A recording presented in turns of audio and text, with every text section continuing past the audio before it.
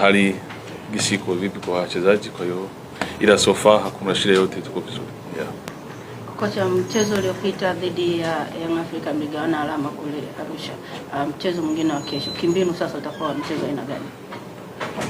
Utakuwa tofauti kidogo na kwanza, kwa sababu moja tulikuwa aina ya uwanja, tulikuwa nyumbani, sio kama wa KMC, na afu pia na level ya timu tuko tofauti.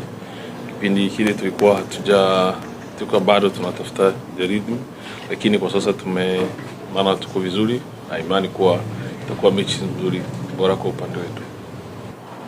Kwanza sisi tulikuwa na malengo ya kimataifa ya top 4, tulikuwa na hayo malengo.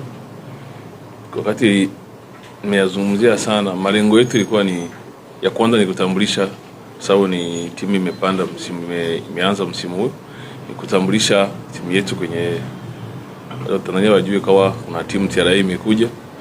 So kwa mechi yetu ya kesho, moja ya timu au moja ya mechi ni nzuri kutambulisha timu, kwa hiyo ni mechi ya kesho. Kwa hiyo sisi tuko kwenye malengo yetu, tuko pale, hakuna kitu badilika, tuna approach tukijua nini tunahitaji.